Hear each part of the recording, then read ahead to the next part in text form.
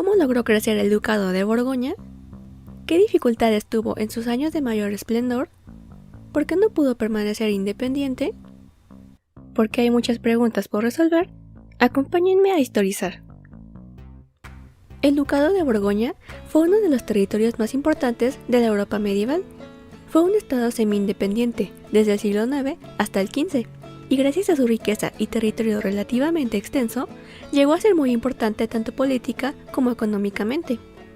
Formalmente, era vasallo del rey de Francia, pero sus gobernantes llevaron en realidad una política independiente durante esos siglos, y durante el siglo XV, el estado borgoñón alcanzó su máximo esplendor.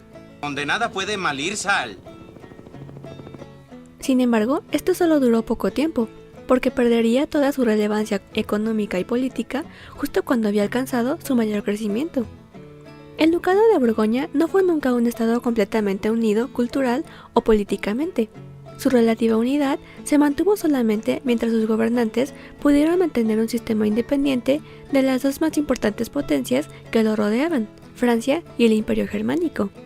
Eso, en efecto, ocurrió durante buena parte de los siglos XIV y XV, en los que los duques de Borgoña consiguieron no ser muy afectados por los constantes conflictos que tenían las dos potencias, e incluso llegando a agrandar sus dominios con partes de los territorios quitados a ambos. La adquisición de esos territorios hizo que los gobernantes de Borgoña fueran conocidos como grandes duques de Occidente, e incluso llegaran a aspirar a ocupar el trono imperial. ¡No, hombre! A veces soy una cosa pero bárbara. Esas grandes hazañas se lograron a partir del siglo XIV, cuando se instaló en el ducado una nueva casa gobernante. El rey Juan de Francia, llamado el Bueno, había tenido varios hijos varones. El primero, Carlos, continuó con la casa real francesa de los Capetos Valois, y por los demás se crearon las nuevas casas de Berry, de Anjou y de Borgoña, esta última quedando en manos de Felipe, el Atrevido.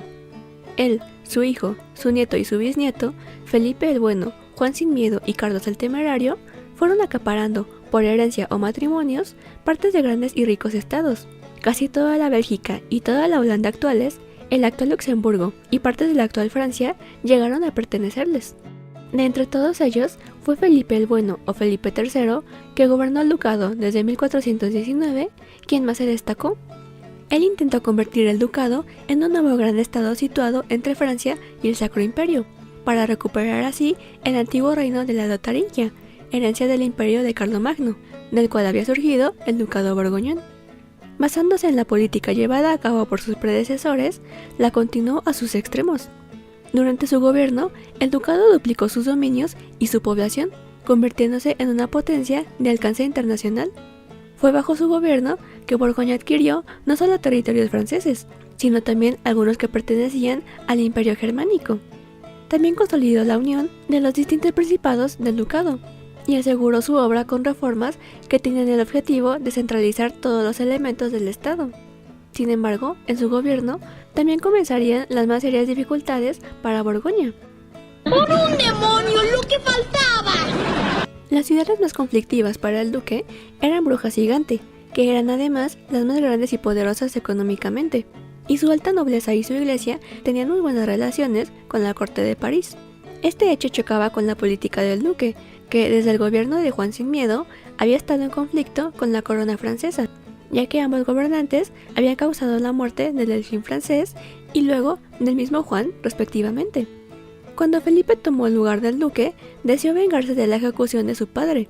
Para eso, propuso a los ingleses una alianza, y llegaron incluso a luchar en su bando en la Guerra de 100 años. Y nos vengaremos como familia. ¡Vendetta! ¡Vendetta! ¡Vendetta por mi papa! Así, Borgoña se alió definitivamente con Inglaterra, lo que ayudó al fortalecimiento de la enemistad entre Borgoña y Francia. Felipe había contraído matrimonio con Isabel de Portugal y tuvo 3 hijos, Antonio, José y Carlos, pero solo este último sobrevivió y sería su sucesor, llegando al poder en 1467. Carlos fue llamado el Temerario por sus acciones poco prudentes durante todo el tiempo en que permaneció en el trono ducal. Deseando ser aún más grande que sus antecesores, quiso coronarse rey y hacer de sus territorios un verdadero reino independiente, que fuera reconocido como tal internacionalmente, que se colocara entre Francia y el Imperio, y uniendo sus territorios de los Países Bajos a los de Borgoña, a los que dos principados separaban, el condado de Alsacia y el ducado de Lorena. Por eso intentó conquistar esos territorios. Pero en 1461, Luis XI de Francia se había convertido en rey, y con él se manifestaría mucho la enemistad que ya existía entre Francia y Borgoña. En cuanto subió al trono, el rey francés se apresuró a sacar al duque de Borgoña de los asuntos franceses, y por su lado, el duque dejó de considerarse parte del reino de Francia, y se rehusó a reconocerse como su vasallo. Yo soy el alcalde, tú no eres mi jefe, chico. Carlos I intentó controlar la Alta Alsacia, Ferrette y Breisgau, que eran propiedad del imperio germano Segismundo, y que estaban en disputa con los suizos. Segismundo cedió sus territorios a Borgoña, lo que causó el enojo de los cantones suizos, que lo tomaron como una amenaza a su propia existencia, o al menos como un freno a su libertad. Ahora sí te pasaste de veras. Toma. Pero los suizos no eran los únicos preocupados por esto. Otros territorios cercanos también desconfiaban de Borgoña, y decidieron formar la Liga de Constanza, una coalición con el objetivo de expulsar a los borgoñones.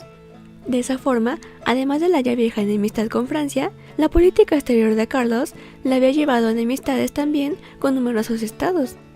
La ocasión que favoreció a los enemigos de Borgoña se presentó a finales de 1476, cuando Carlos intentó tomar el control de Lorena, por lo que los suizos se pusieron en marcha para acudir en su ayuda.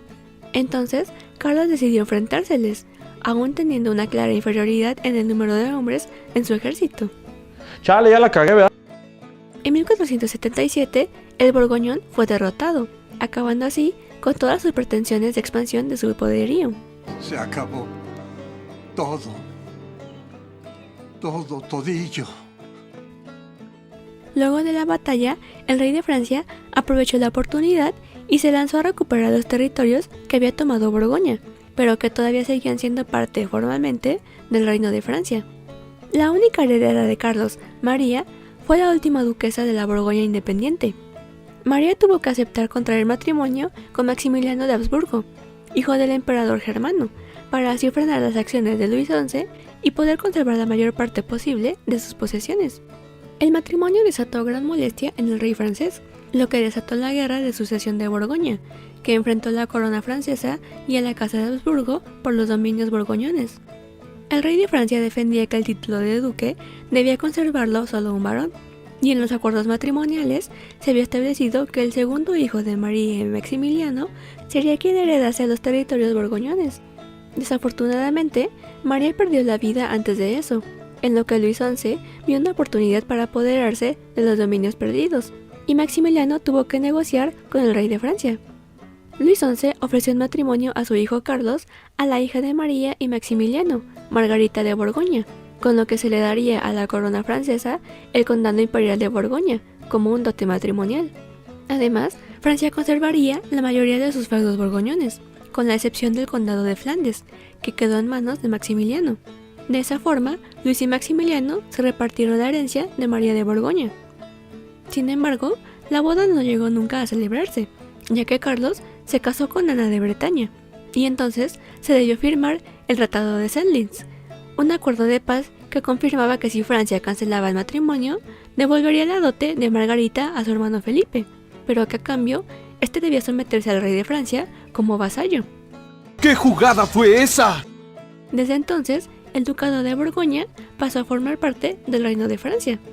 La herencia borgoñona quedó bajo el control francés, poniendo fin así a las pretensiones de crear un reino borgoñón o un ducado de Borgoña totalmente independiente que perdurase a lo largo del tiempo. Gracias por ver el video de hoy. Los espero en la próxima ocasión para seguir respondiendo más preguntas históricas.